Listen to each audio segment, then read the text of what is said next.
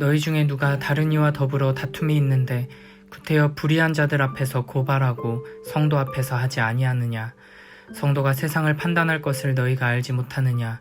세상도 너희에게 판단을 받겠거든 지극히 작은 일 판단하기를 감당하지 못하겠느냐. 우리가 천사를 판단할 것을 너희가 알지 못하느냐. 그러하거든 하물며 세상 일이랴. 그런즉 너희가 세상 사건이 있을 때에 교회에서 경히 여김을 받는 자들을 세우느냐. 내가 너희를 부끄럽게 하려 하여 이 말을 하노니 너희 가운데 그 형제간의 일을 판단할 만한 지혜 있는 자가 이같이 하나도 없느냐. 형제가 형제와 더불어 고발할 뿐더러 믿지 아니하는 자들 앞에서 하느냐. 너희가 피차 고발함으로 너희 가운데 이미 뚜렷한 허물이 있나니 차라리 불의를 당하는 것이 낫지 아니하며 차라리 속는 것이 낫지 아니하냐. 너희는 불의를 행하고 속이는구나.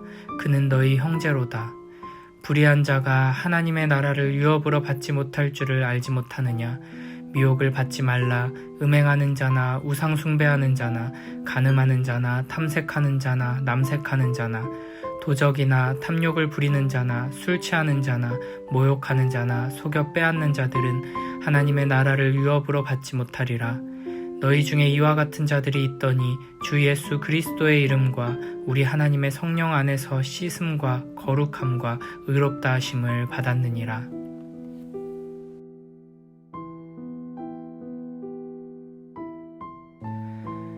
6장에서는 고린도 교회의 성도 간의 세상 법정에서 다투는 문제에 대해 이야기합니다. 1절에서는 믿는 사람들끼리 분쟁이 발생했을 때 그것을 교회 안에서 하나님의 말씀을 기준으로 복음의 질서대로 해결하지 않고 불의한 자들 앞에 고발하느냐고 질책합니다. 세상 법정에서 불의한 자들이 세상 기준으로 판단하게 하는 것에 대한 질책이죠. 여기서 말하는 불의한 자들은 세상 법정의 재판관들을 말합니다. 세상 재판관을 불의한 자라고 한 이유는 세상 재판관들은 하나님을 경외하는 자들이 아니고 세상 법정은 하나님의 말씀대로 판결하는 것이 아니라 세상 법대로 판단하는 곳이기 때문입니다. 여기서 성도들 간의 다툼이 생겨 법정에 서로 고발한 것은 심각한 형사사건이라기보다는 민사사건이라고 할 수 있습니다. 그러니까 결국에는 돈 문제, 명예 문제 때문에 교회 안에서 서로 싸우고 고소고발을 하게 된 것이죠. 2절, 3절을 보면 바울이 이 일을 왜 책망하는지 그 이유가 나옵니다. 성도들은, 교회는 영원한 왕이신 예수 그리스도와 함께 세상을 그리고 천사들을 판단하고 심판하는 역할을 감당할 자들이라는 것이죠. 이 세상의 모든 것들은 마지막 때에 하나님의 말씀을 기준으로 하여 판단을 받게 될 것입니다. 바로 그 마지막 심판의 때에 온 세상과 영적인 세상까지도 하나님 앞에서 심판을 받는 그때 심판주 예수 그리스도와 함께 우리가 성도들이 심판을 하게 된다는 것입니다. 이렇게 하나님의 말씀을 가지고 온 세상을 판단해야 하는 교회가 오히려 세상 법을 가지고 판단해 달라고 부탁하고 있으니 한심한 일이 아닐 수 없습니다. 마치 정확한 자를 가지고 있는 사람이 이 자가 몇 센치인지 재달라고 자를 가지지 않은 사람에게 가서 부탁하는 것과 같은 모습입니다. 바울의 이 이야기는 그리스도인들은 세상 법을 무시해도 된다는 의미가 아닙니다. 세상 권세와 체제와 모든 법들은 하나님께서 세우신 것입니다. 그러나 세상 법에는 분명한 한계가 있습니다. 세상 법은 결코 완전할 수 없습니다. 그렇기 때문에 교회가 하나님의 법을 따라 옳고 그름을 판단하는 기준을 보여줘야 하는 것입니다. 요한복음 5장 22절에 아버지께서 아무도 심판하지 아니하시고 심판을 다 아들에게 맡기셨으니, 디모데후서 4장 1절에 하나님 앞과 살아있는 자와 죽은 자를 심판하실 그리스도 예수 앞에서 그가 나타나실 것과 그의 나라를 두고 엄히 명하노니. 아멘. 하나님께서는 예수 그리스도께 심판을 다 맡기셨습니다. 그런데 이렇게 온 세상을 심판하실 예수 그리스도께서 자기 백성들에게 동일한 지위를 주신다고 말씀하십니다. 마태복음 19장 28절 말씀입니다. 예수께서 이르시되 내가 진실로 너희에게 이르노니 세상이 새롭게 되어 인자가 자기 영광의 보좌에 앉을 때에 나를 따르는 너희도 12보좌에 앉아 이스라엘 12지파를 심판하리라. 아멘. 정말 놀라운 말씀입니다. 마지막 날에 하나님께서 하나님의 말씀으로 모든 세상을 심판하실 텐데 우리가 성도들이 심판의 보좌에 앉아 왕이신 그리스도와 함께 왕처럼 심판한다는 것입니다. 우리는 왕 같은 제사장이 되었습니다. 우리는 주님과 함께 왕 노릇하도록 부름받은 자들입니다.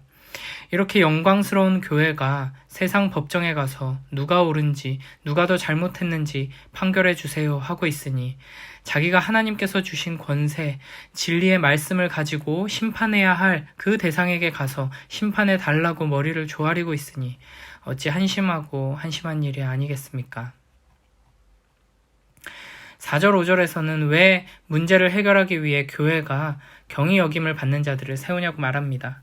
교회에서 경히 여김을 받는 자들은 교회 안에 속해 있지만 아직 신앙이 어린 자들을 말합니다. 교회가 이런 자들을 통해 교회의 문제를 해결하려 하는 것이죠. 아마도 아직 신앙은 어리지만 세상에서 많은 지혜나 힘을 가진 사람에게 문제에 대한 판단과 해결을 맡긴 것 같습니다.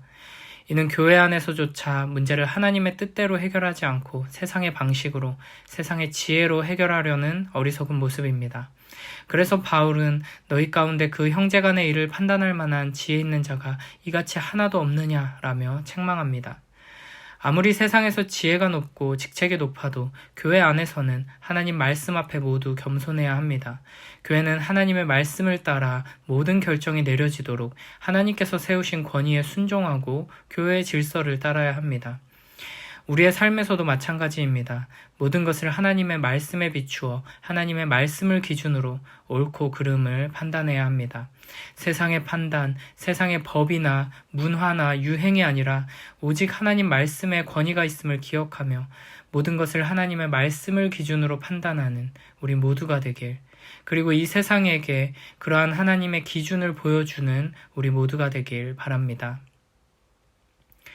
6절에서 8절을 보면 바울은 차라리 손해를 당하는 게 낫다고 말합니다. 피해를 입은 자들에게 불의와 속임을 당하라고 권면합니다. 이것이 불의한 세상을 살아가는 그리스도인이 하나님의 말씀을 살아내는 방법입니다. 물론 이것이 형제의 악행을 눈감아주라는 요구는 아닙니다. 악행에 대해서는 철저하게 지적하고 싸워야 합니다. 그러나 악행을 지적하고 싸우는 이유가 형제를 죄에서 건져내고 회복시키기 위함이어야지 내가 조금이라도 손해를 입지 않기 위함이면 안 된다는 것입니다. 대부분의 경우 차라리 내가 손해를 당하고 억울한 일을 당하는 것이 분쟁에 휘말린 상대를 바른 길로 인도하는 지름길이고 하나님의 영광과 진리의 말씀을, 그 사랑을 드러낼 수 있는 방법입니다. 9절에서 11절에서는 형제에게 불의를 행하고 속이는 악한 자들이 하나님의 나라를 유업으로 받지 못한다고 말씀하십니다.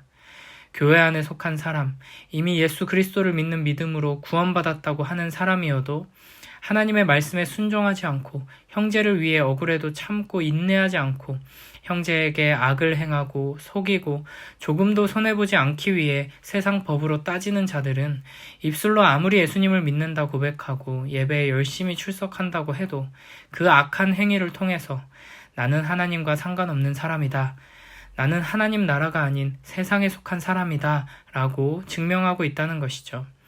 음행하는 자, 우상숭배하는 자, 간음하는 자, 탐색하는 자, 남색하는 자, 도적이나 탐욕을 부리는 자, 술 취하는 자, 모욕하는 자, 속여 빼앗는 자들은 결코 하나님의 나라를 유업으로 받지 못합니다. 그러나 11절을 보면 이런 악을 행하는 자들이 너희 중에 있었는데 주 예수 그리스도의 이름과 우리 하나님의 성령 안에서 씻음과 거룩함과 의롭다 하심을 받았다고 말합니다. 바울은 지금 고린도 교회 안에 있는 악행자들에게 아주 단호하고 무섭게 심판을 경고하지만 또 가까운 곳에 실제적인 회개의 본보기가 있음을 상기시킵니다. 여러 가지 악을 행하며 하나님의 나라를 유업으로 받을 수 없던 자들이 이제는 예수 그리스도의 이름을 믿고 성령으로 재씻음을 받아 거룩한 성도가 되었고 하나님 앞에서 의롭다 하심을 받았다고 말하는 것이죠. 우리도 마찬가지입니다. 믿고 회개하는 자들에게는 성령으로 모든 죄를 깨끗이 씻어주시고 은혜를 베푸셔서 거룩한 성도가 되게 하시며 의롭다 해주십니다. 교회는 이 놀라운 은혜를 받은 자들의 모임입니다. 그러므로 세상 사람들이 하듯이 서로 손해보지 않기 위해 고소하고 싸워서는 안 됩니다. 우리는 세상 가운데 하나님의 말씀이 기준이 되도록 중심을 잡아주는 자들이 되어야 합니다. 세상과 구별된 모습으로 하나님을 사랑하고 이웃을 사랑하는 모습으로 억울하고 손해보더라도 인내하며 끝까지 사랑하고 용서하는 모습으로 마지막 심판의 날에 온 우주의 왕이신 그리스도와 함께 심판의 보좌에 앉을 자들답게 하나님의 영광을 드러내는 우리 모두가 되길 바랍니다.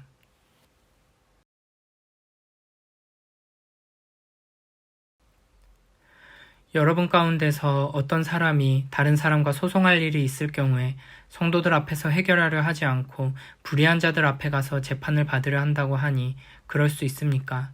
성도들이 세상을 심판하리라는 것을 여러분은 알지 못합니까? 세상이 여러분에게 심판을 받겠거늘 여러분이 아주 작은 사건 하나를 심판할 자격이 없겠습니까? 우리가 천사들도 심판하리라는 것을 알지 못합니까? 그러한데 하물며 이 세상 일이야 말할 나이가 있겠습니까?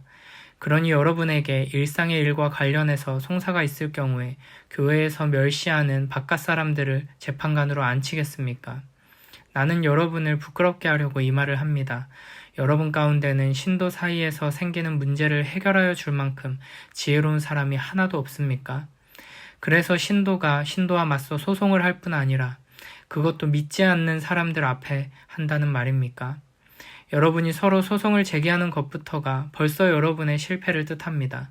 왜 차라리 불의를 당해주지 못합니까? 왜 차라리 속아주지 못합니까? 그런데 도리어 여러분 자신이 불의를 행하고 속여 빼앗고 있으며 그것도 신도들에게 그런 짓을 하고 있습니다. 불의한 사람들은 하나님 나라를 상속받지 못하리라는 것을 알지 못합니까? 착각하지 마십시오. 음행을 하는 사람들이나 우상을 숭배하는 사람들이나 간음을 하는 사람들이나 여성 노릇을 하는 사람들이나 동성애를 하는 사람들이나 도둑질하는 사람들이나 탐욕을 부리는 사람들이나 술 취하는 사람들이나 남을 중상하는 사람들이나 남의 것을 약탈하는 사람들은 하나님 나라를 상속받지 못할 것입니다. 여러분 가운데 이런 사람들이 더러 있었습니다. 그러나 여러분은 주 예수 그리스도의 이름과 우리 하나님의 성령으로 씻겨지고 거룩하게 되고 의롭게 되었습니다.